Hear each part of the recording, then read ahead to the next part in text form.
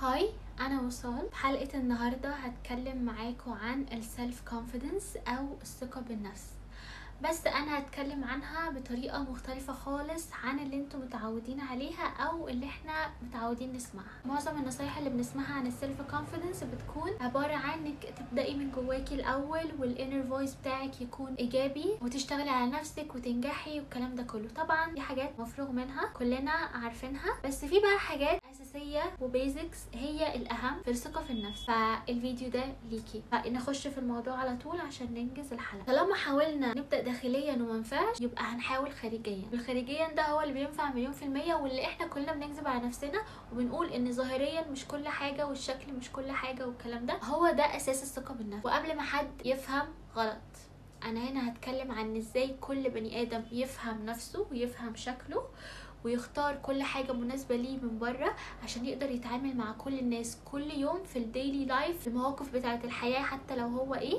ومنتهى الثقة بالنفس. انا مش لازم اكون عندي فيتشرز معينة او افولو البيوتي ستاندردز، ان انا اتبع مواصفات الجمال اللي هي بتاعة 2025 عشان احس نفسي جميلة او احس نفسي واثقة من نفسي. وده بيخليكي تابعة او واحدة بتفولو اي حاجة بتمشي وراها من غير ما تفهمي اصلا انت ايه، متبقيش واثقة من نفسك، تبقى عندك فيك كونفيدنس او شعور وهمي او مؤقت، لان الحاجه اللي انت شايفاها دلوقتي ترندي او الناس كلها بتجري تعملها، هي دي البيوتي ستاندردز بتاعت الزمن بتاع دلوقتي، فانت ماشيه وراها. لو انت اتولدتي من 50 سنه قبل كده انت ما كنتش هتعمليها، معنى كده ان انت اصلا مش محتاجاها، انت بس عملتي كده عشان السوسايتي او الكوميونتي اللي انت فيه فرض عليكي ان انت تعمليها، عشان هو دي الحاجه الحلوه او دي البيوتي ستاندرد بتاعت المجتمع اللي احنا فيه. فده غلط. في حاجه بقى اشطر وانجح من كل ده، بنعتمد على 3 حاجات: الالوان والبادي شيب والفيس شيب. يعني الوان لبسك، شكل جسمك، شكل وشك او نوع بشرتك. اول حاجه نبدا بالالوان، حاجه مهمه قوي قوي وهي المفتاح للثقه بالنفس. لو انت نازله تشتري حاجه من السوبر ماركت هتبقي شكلك زي القمر حتى لو انت مش باذله اي مجهود، وهي الكالر اناليسيس. الكالر اناليسيس او تحليل الالوان الخاص بيكي. يعني ايه اصلا الكالر اناليسيس؟ الكالر اناليسيس ده انت بتشوفي ايه اكتر الوان بتليق عليكي وبتشتري منها كل حاجه بتشتري منها كل البيزكس، كل البنطلونات وكل الشوزات وكل الشتوي والصيفي والبيتي والخروج، كل حاجه بناء على الكالر اناليسيس بتاعتك. طب ازاي بعمل الكالر اناليسيس دي؟ الكالر اناليسيس دي بتعتمد على لون بشرتك، شكل جسمك، لون عينيكي، لون شعرك، وبتتقسم لحاجتين: يا اما انت بتكوني شخصيه وورم او دافئه، او شخصيه كول او بارده. الشخصيه الوارم بيليق عليها الوان معينه، والشخصيه الكول بيليق عليها الوان معينه. طب اعرف ازاي اذا كنت انا وارم ولا كول؟ اول حاجه بتعمليها حاجه اسمها اختبار الوريد. تبصي على عروقك في ضوء النهار، لو لونها اخضر يبقى انت وارم، لو لونها ازرق او بيربل اللي هو اللون البنفسجي يبقى انت كول. رقم 2، اختبار الفضه والذهب. لو لقيتي نفسك كنت بتلبسي اكسسوارز ذهبي، شكلك منور وجلوي، يبقى انتي وارم. اما لو لقيتي نفسك بتجلو اكتر في الالوان الفضيه يبقى انتي كول. انا مثلا الالوان الذهبيه او الاكسسوارز اللي بيبقى فيها لون ذهبي بتطفي شكل بشرتي، بتخليني مش ظاهره قوي او مش بلمع قوي، عشان كده بختار الفضه او الحاجات اللي زي كده. دي بتخليني ظاهره جدا وبتخلي شكلي حلو قوي وبتليق عليا جدا جدا. الكالر اناليسيس بتاعي كول مش وارم. لو انتي وارم، ايه هي الالوان بقى اللي تليق عليكي؟ وارمي دي يعني انتي عندك بشره فاتحه، عيون فاتحه، وشعر ذهبي او بني فاتح، او عندك بشره خمري، شعر بني او احمر او اللي هو اللون الكستنائي. فالالوان المناسبه ليكي هتكون زي الخوخي، الاخضر، النبيتي، الاخضر الغامق او الزيتي. الالوان دي هتبقى ماشيه عليكي بيرفكت لو انت ليكي فيتشر او صفه من الصفات اللي انا قلتها دي. اما بقى لو انت كول، ايه هي الفيتشرز بتاعتك؟ هتكون بشره فاتحه وعيون زرقاء او رمادي، مش عيون خضراء ولا عسلي، وشعرك اشقر مش بني فاتح. فانت كده تبع سيزون الصيف او السمر. الالوان اللي هتليق عليكي الروز والبيربل، الازرق والرمادي. طبعا في الوان تانية كتير انت لما تروحي تعملي الاختبار ده انت هتحسي ان هي مناسبه ليكي جدا. في بقى الاشخاص اللي تبع سيزون الوينتر او سيزون الشتاء، اللي هم الاشخاص الكول قوي، وده اللي هو انا بالحرف. الناس دول بيكونوا يا اما بشرتهم بيضة او بشرتهم قمحي او خمر. في نفس الوقت لون الشعر بيكون فيه تباين جدا مع البشره، يعني بشره فاتحه وشعر اسود، او بشره خمري وشعر ذهبي او شعر احمر. فبيكون في تباين واضح جدا بين لون البشره ولون الشعر، يعني مش بشره فاتحه وشعر ذهبي او بشره غامقه او شعر اسود، لا، بيكون في تباين واضح جدا بين لون البشره والشعر. فدول الشخصيه دي بتبقى كول جدا. الالوان اللي بتمشي عليها هي الاسود والابيض والازرق والفوشيا. وانا الوردروب بتاعي او الدولاب بتاعي ما فيهوش غير الالوان دول، بستخدمش الوان تانية.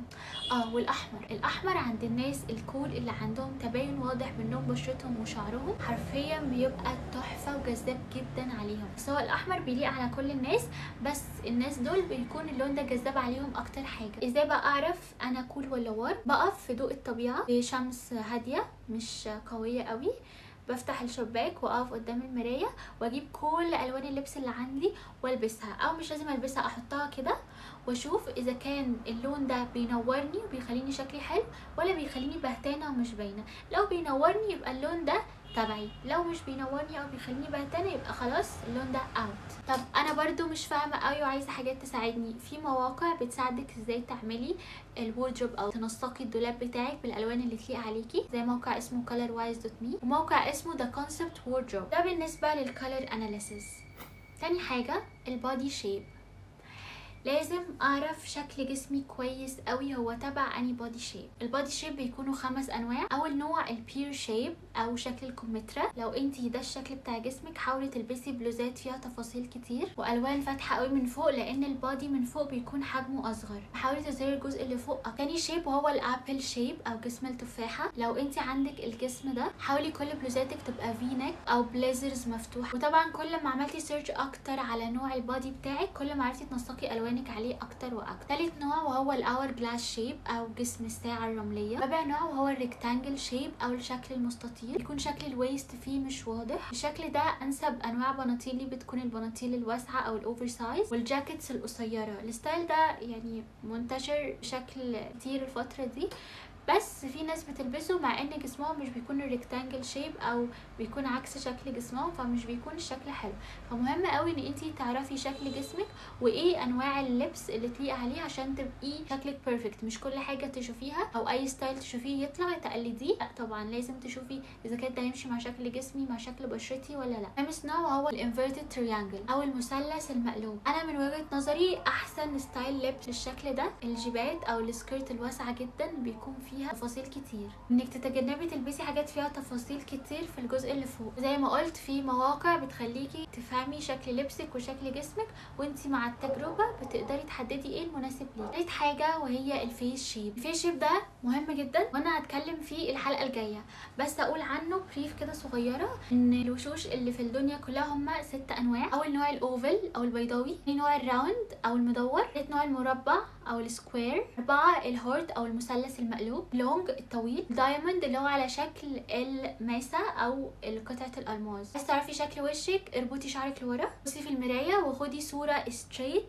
لشكل وشك، تعرفي الطول مقابل العرض وتحددي شكل الجبهة مع الخدود مع الفك ومساحتهم، نسبة الطول بين كل واحد فيهم، وايه الزوايا الحادة عندك والزوايا الناعمة. وليه بقى الموضوع ده مهم وهتكلم عنه في حلقة لوحده، لان لو انت عرفتي الشيب بتاع بشرتك الشيب بتاع وشك كويس وعرفتي تحدديه، انت مش هيبقى عندك اي معاناه ولا اي تجارب فاشله او لوكات مش قد كده لما تيجي تخرجي مع الميك اب او مع شكل الطرح او مع شكل اللبس. لان انت اول ما تعرفي شكل وشك هتعرفي ازاي تحطي الميك اب المناسب ليكي، هتعرفي تبرزي الحاجات او الملامح الناعمه عندك وتخفي الملامح الحاده او البارزه او الحاجات اللي انت مش حباها، هتعرفي ازاي تعملي كونتورنج لبشرتك، هتعرفي رسمة عينيكي ازاي تحطي فيها اي شادو واي لاينر. لو انت عيونك هودد زي عينيا كده ليها شكل اي لاينر خاص بيها وليها شكل كحل معين بيتحط لها. لو انت عيونك واسعه تتجنبي الكحل الابيض، لو انت عيونك ضيقه تتجنبي الكحل الاسود. قصه طويله. لو انت عرفتي شكل وشك وشكل عينيكي هتعرفي ترسمي اكتر اي لاينر بيرفكت وتحطي اكتر لاشز مناسبه للرسمه بتاعت عينيكي وتعرفي ازاي تحطيها. انا كنت دايما مهووسه بالكحل وان انا ارسم عيوني كلها من تحت ومن فوق، واللوك ده كان بشع جدا عليا لاني ما كنتش ببقى فاهمه خالص ان انا عيوني صغيره وهودت بطنه، فشكل الكحل من فوق ما كانش بيبان واللي تحت كان بيصغر عيوني، فكنت ببقى بلوك بشع جدا. قلت اجرب وعرفت ان انا عيوني صغيره فلازم اعمل لها وينج بالايلاينر وفي نفس الوقت احط لها كحل ابيض من فوق عشان اوسعها، واستخدم الوان فاتحه في الاي شادو في الانر كورنر، والغوامق اخليها من بره. يعني الموضوع كان طويل قوي رحله عشان انتوا بقى توفروا على نفسكم التعب والمجهود ده كله. استنوه بقى في الحلقه الجايه هتكلم عنه لوحده. فاحنا لو عرفنا ال3 حاجات دول ونجحنا فيهم هي هتبقى رحله متعبه شويه وهتاخد مجهود، بس احسن من ان انا افضل كل مثلا سنتين 3 اجدد الستايل بتاعي واقول السنه اللي فاتت انا ازاي كنت بلبس كده، انا ازاي كان شكلي وحش كده، عشان اثر على نفسي. القصه دي كلها ابقى عارفه ايه اللي مناسبني على طول والبسه، معنيش وانا بدور على اللبس، معنيش وانا بختار الالوان، معنيش وانا بحط ميك اب في مناسبه. وانتي لو عملتي كده انتي حرفيا في اي مشوار انتي هتروحيه، وقالك لو حتى نزل السوبر ماركت اللي تحت، طالما الوردروب بتاعتك او الدولاب بتاعك بقى فيه كل الالوان اللي ماشيه على الاندر تون بتاع بشرتك وشكل جسمك او البادي شيب بتاعك وشكل وشك، انتي لو نازله تجيبي حاجه كده تحت من السوبر ماركت ولبستي حاجه بيزك جدا هتبقي زي القمر. ليه؟ عشان انتي مختاره كل حاجه مناسبه ليكي. مش هيجي يوم تبقي نص نص ويوم تبقي 10 out of 10. لا، انتي كل ايام هتبقي 10 out of 10، لان انتي عامله الحاجه اللي لايقه عليكي ولايقه على شكلك وعلى بشرتك وعلى جسمك. فانتي صرتي على نفسك طريق طويل وعملتي كل حاجه تخليكي بيرفكت في عيون نفسك، ومن هنا الثقه بقى هتيجي وهتتزرع جواكي غصب عنك. بس كده، دي كانت حلقه النهارده. استنوني الحلقه الجايه هكمل لكم الموضوع وهعمل ريسيرشز اكتر علشان كلنا نستفيد. وبس كده، انا خلصت. باي.